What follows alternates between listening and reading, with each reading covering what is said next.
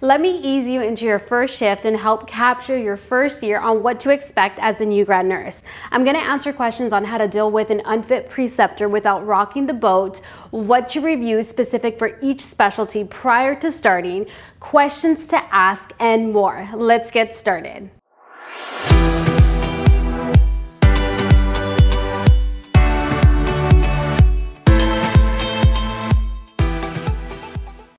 Hello and welcome back to my channel. If you're new here, welcome. My name is Christina. I am a bedside registered nurse. I am a working family nurse practitioner and a mama of two. This channel is geared to help make nursing easier on you. I'm sharing tips, strategies, and educational content. So if that sounds like something you're into, do me a favor and hit the subscribe button below. Maybe this will help ease your anxiety, but the truth is, I know you've spent years of studying and mastered content to provide safe entry-level nursing care, as you need that body of knowledge as a starting point. But the truth is, your first year as a nurse is when you're gonna learn how to be a nurse. Because your first year as a bedside nurse, you're so immersed and forced to learn how to delegate, how to prioritize, and multitask. So students will ask me what my experience was like starting as a new grad. I'm like, I felt clueless. I literally learned how to be a nurse my first year. And so let's start with tip number one. So before starting a new job, you should always do your research and get familiar with the unit prior to starting so you know your patient's demographics and who you'll be caring for. So I'm gonna highlight specific content you should be familiar with for each department you may be going into that I feel would be of benefit. A little background, I am a resource nurse, so I float to several departments within the hospital. So I see the weaknesses and strengths of incoming staff, and I wanna highlight a few for you. This is a list that is not all inclusive, but if you want some content suggestions to study prior to starting your first shift, this is what I would recommend so you don't feel so overwhelmed specific to your department. So for example, if you're going to start telemetry, which is a unit with cardiac monitoring, you really have to be familiar with the dysrhythmias. So I would strongly encourage you to take a course on dysrhythmias prior to starting this. This will give you a step ahead so you don't feel overwhelmed with everything else that you're going to be learning. Or if you're going to be starting in the ICU, review some common drips for hemodynamic stability and getting familiar with dosages used.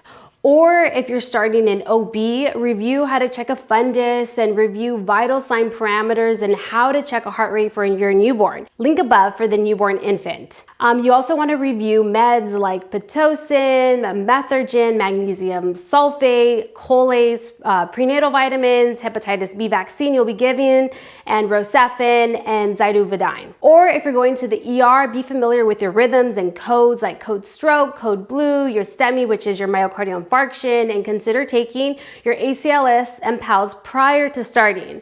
If you're starting on a neuro floor, be familiar with the neuro exam that includes your cranial nerves, the link above, and a familiarity of EEG monitoring and the different types of seizures and some common neuro meds such as Dilantin, Keppra, Vimpat, your Ativan, dexamethasone, Dilaudid, mannitol, Protonix. If you're going to be starting on a chemo floor, be familiar with safety hazards on safe preparation and handling of chemo meds. I feel those are some of the most common specialties new grads can go into. If I missed your unit, be sure to let me know on the comments below.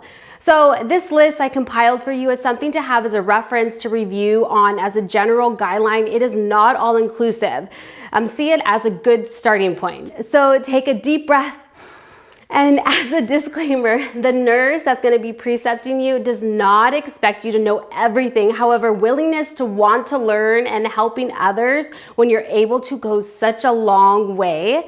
Okay, so moving on to tip number two. You want to use your pen and paper and take notes. Before starting your shift, either the care partner, the charge nurse, your preceptor or another nurse will show you around the unit for the first time. This will include the nurse's break room. If there's a code, write it down, along with the code to the supply room, nutrition room.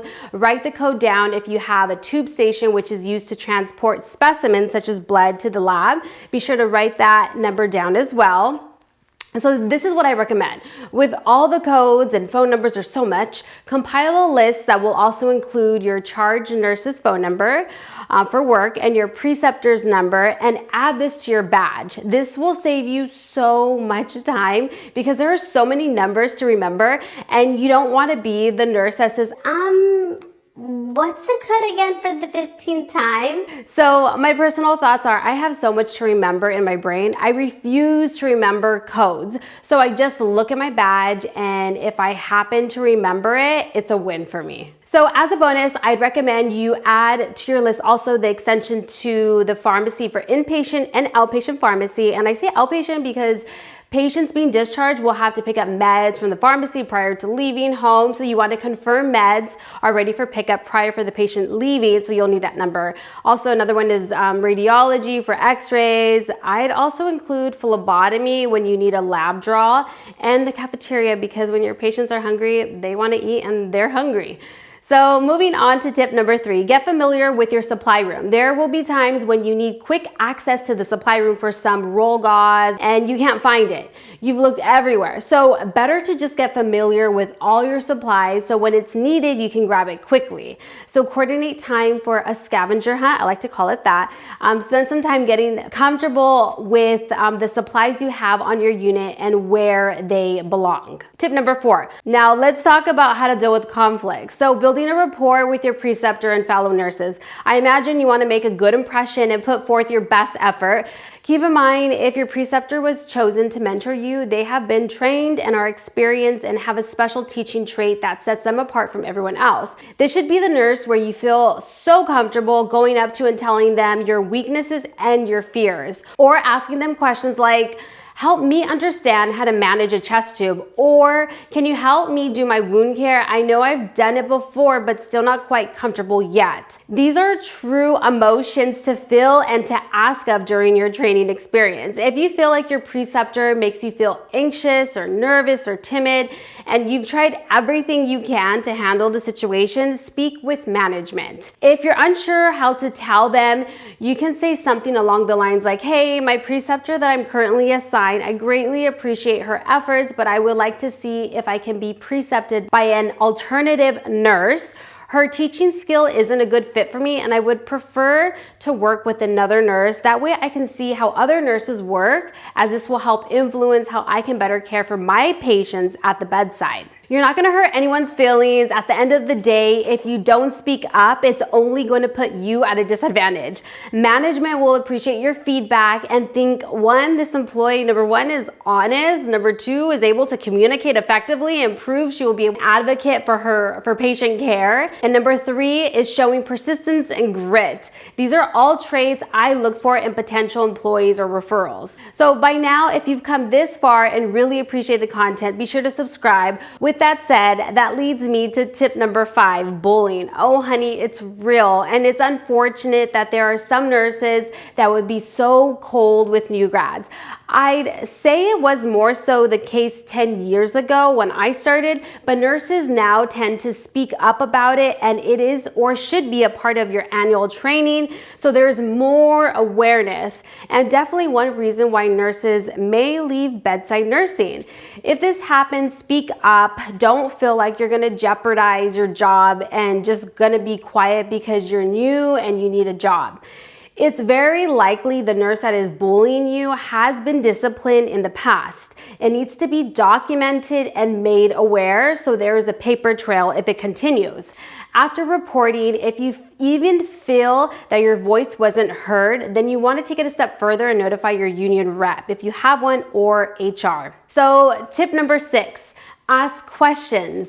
Things you don't know, write it down and look it up. Learning is a lifelong commitment, especially with nursing, because technology and medicine is always changing. So look, we just talked about what to expect as a new grad, but this brings up the question, the mistake I made as a new grad, that covers content to help you prepare if you're in the application process. So you definitely got to watch this video next. Click the screen to see it, and I'll see you in the next one. Take care.